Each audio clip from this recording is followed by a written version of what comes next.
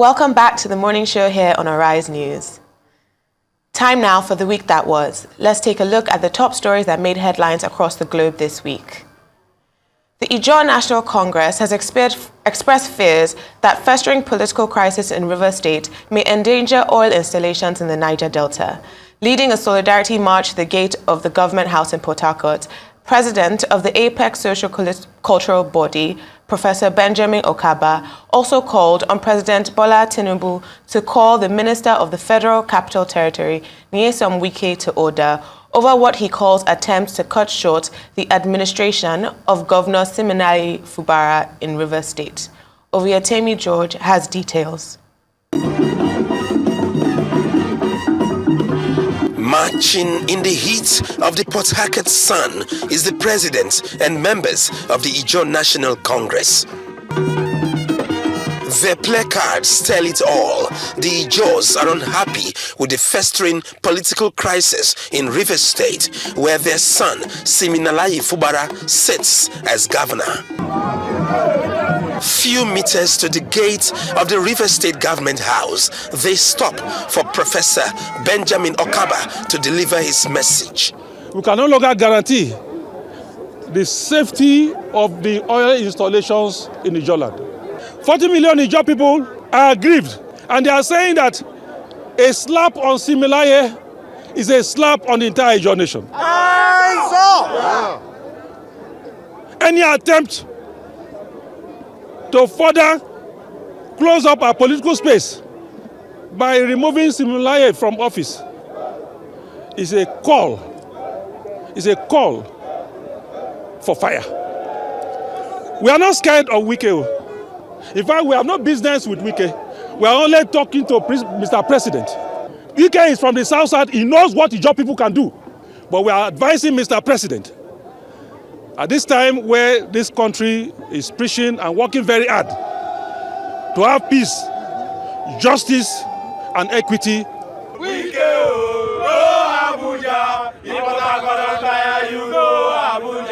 It appears the Apex Ijaws Socio-Cultural Body has taken a position on the political situation in the oil-rich state. Wike has dared Ijaws people. We are ready for him. Where we are now, if it amounts to killing all of us, we are ready to die. Ijaws nation is ready for die for this Ijaws cause. We want to tell Tinubu again, call your minister to order. This monumental embarrassment he has caused, Wike has caused to the nation, and this act of dragging back the hands of development in Rivers State is condemnable, because we are already angered by the fact that the government of Tinubu has marginalized Ijaws people. We are noting all of this, but for him to keep quiet and allow Wike to misbehave shows that there's some tacit support, and we shall not take that. Rivers State has been in the news for all the wrong reasons in recent times, but many believe that the intervention of President Bola Tinubu will calm frayed nerves. Oviatemi George, Arise News. Well, now we talk about what's going on in Rivers State.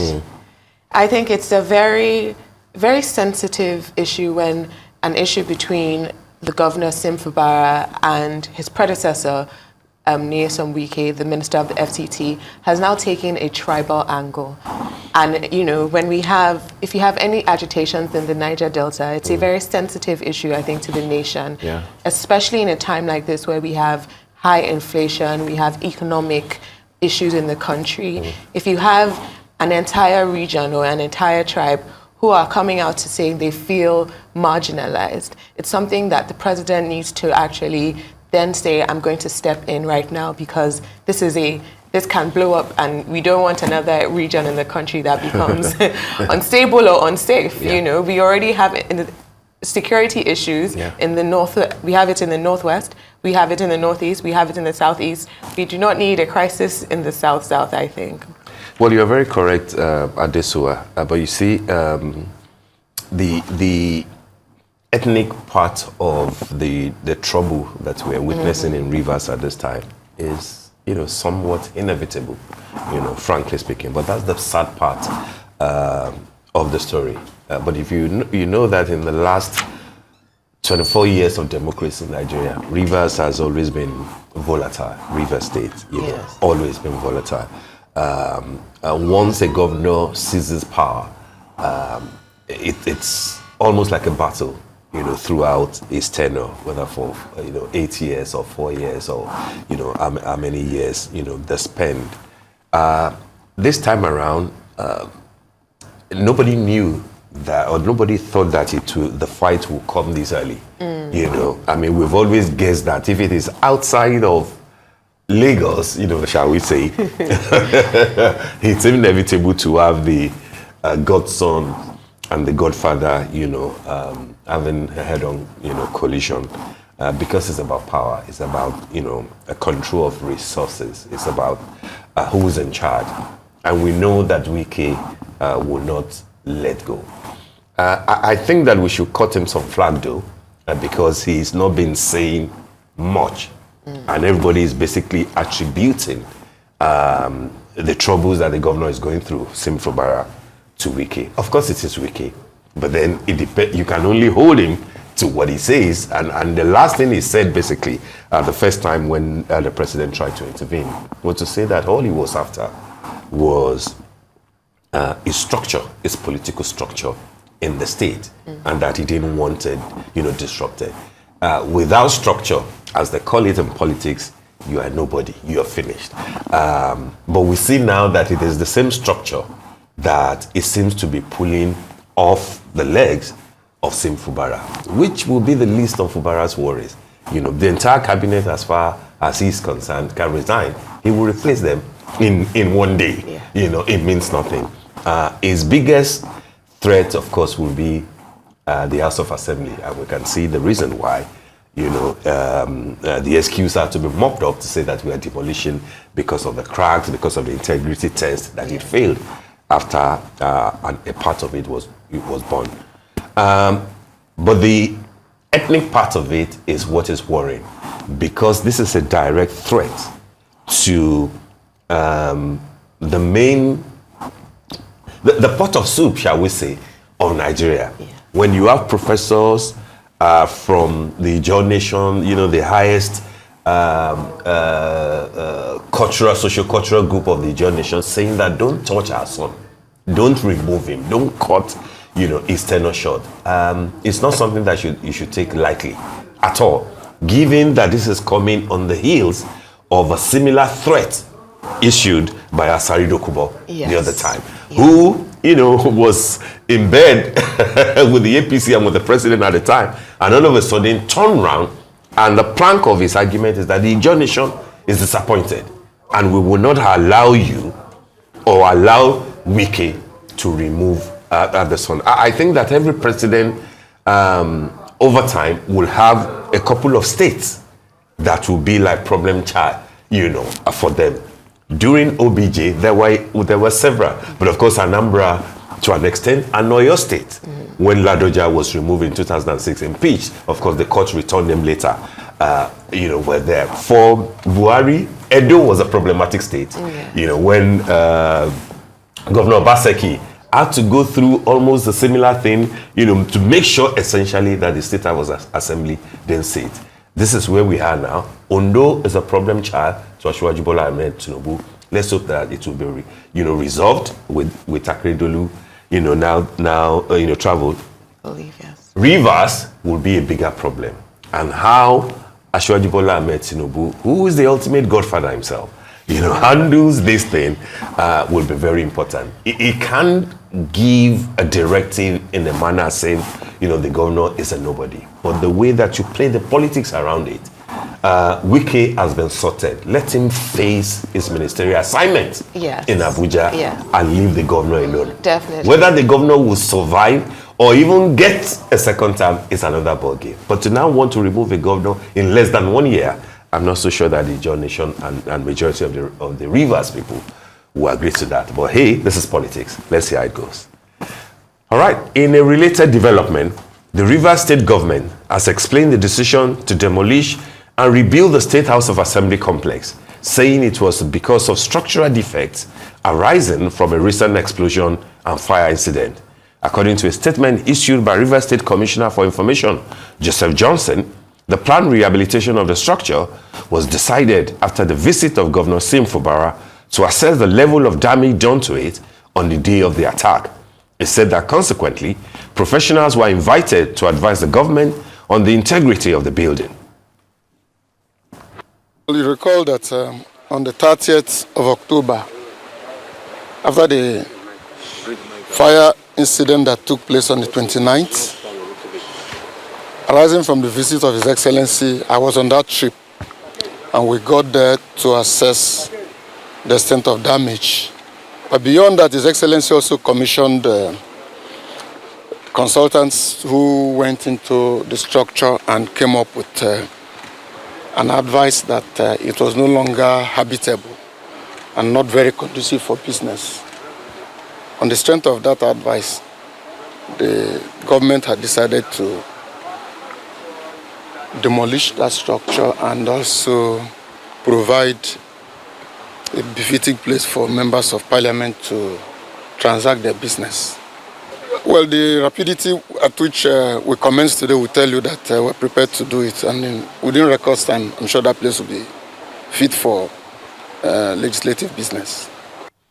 I mean, we mentioned it already, Adesowa. I mean, the government will always have a reason to want to do what they have done. We know that it is not decent. We know that it is not tidy.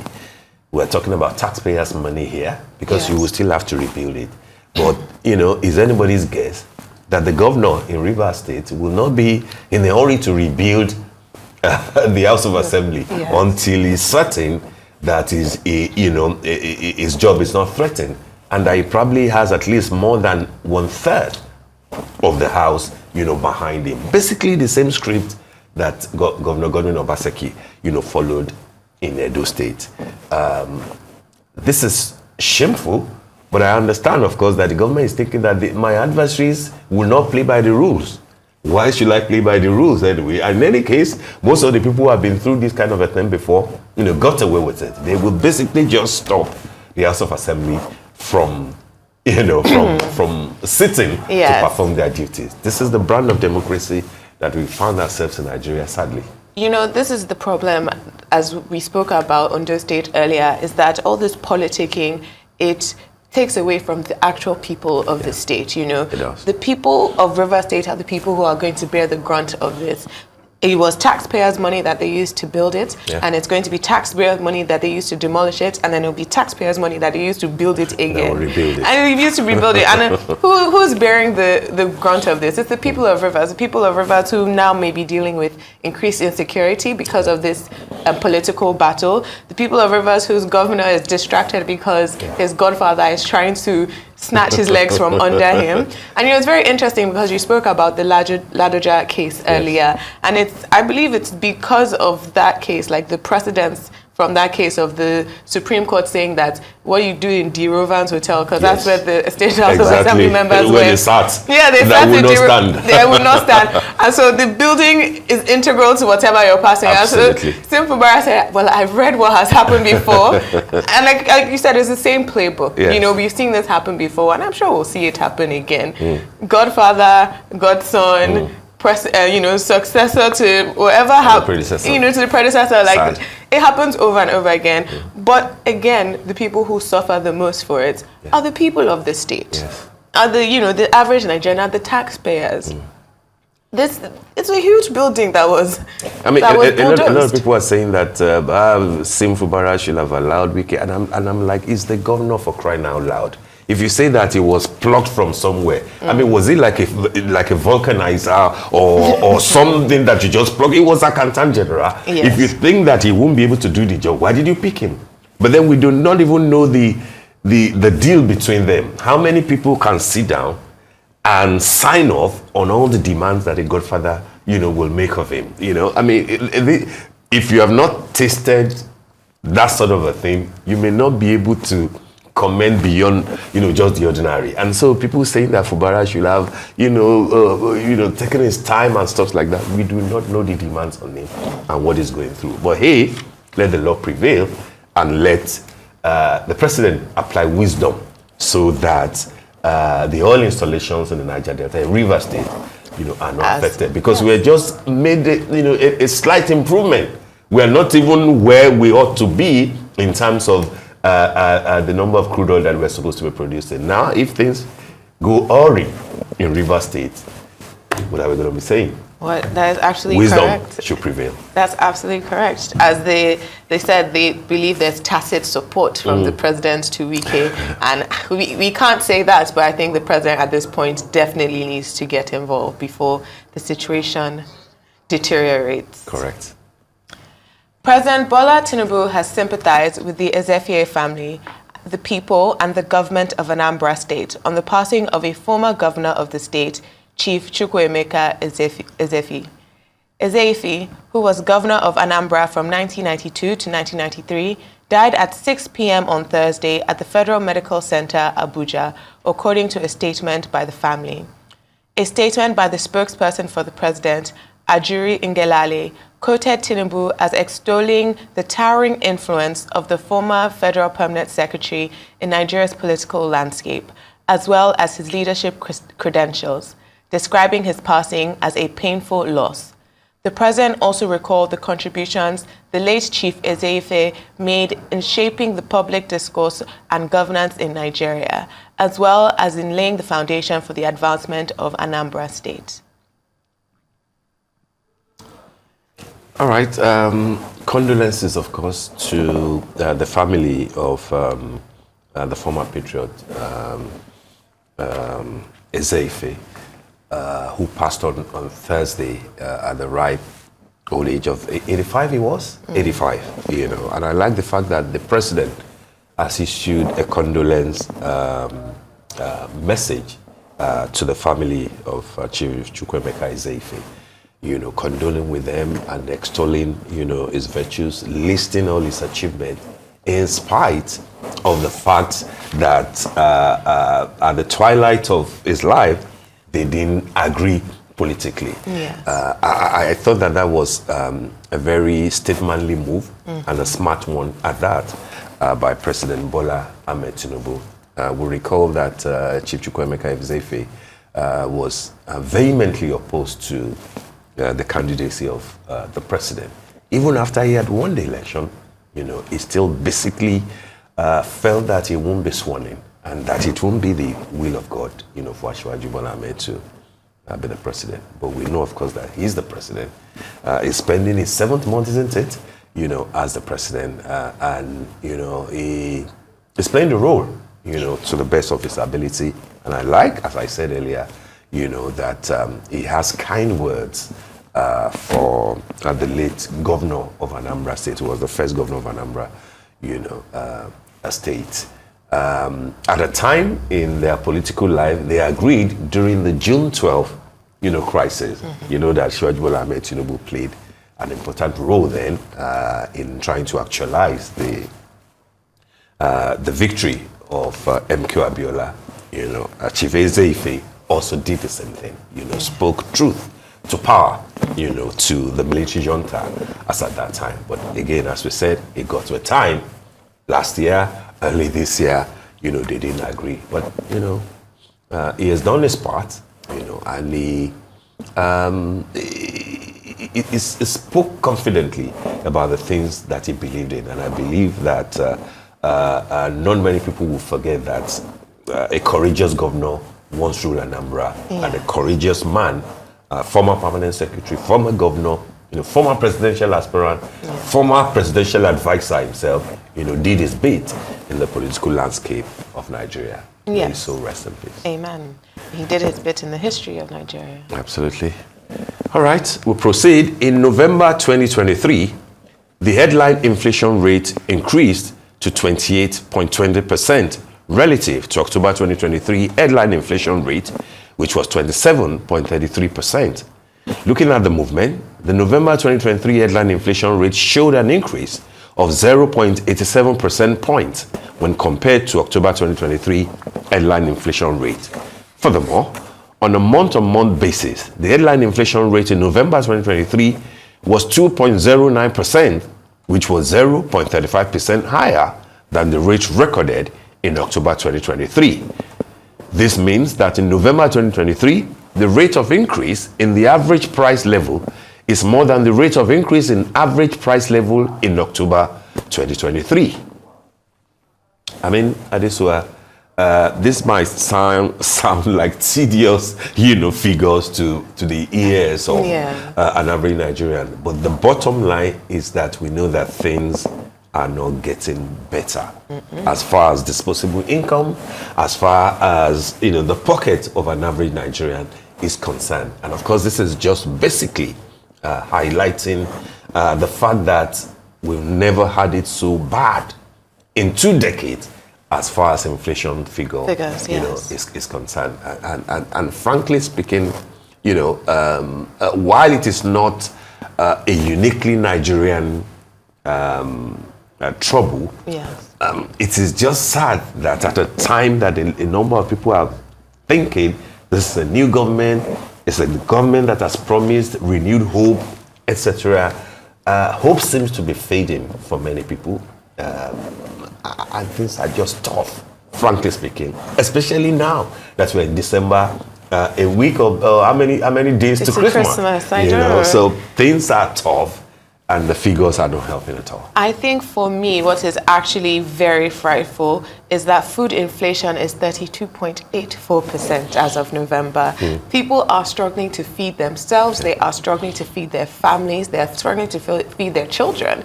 And we can see this especially in Christmas. I don't think we're having the feast that we once did. And I think, the CBN governor, Mr. Yemi Cardoso, he definitely, I think this is a red light. This is when Nigerians are raising a flag and we're begging our CBN governor to please step in, help us. These inflation figures, they're absolutely, as you said, cost of living crisis. We've heard about it in England. We've heard about the cost of living crisis in America with the, the housing crisis that they're having in America.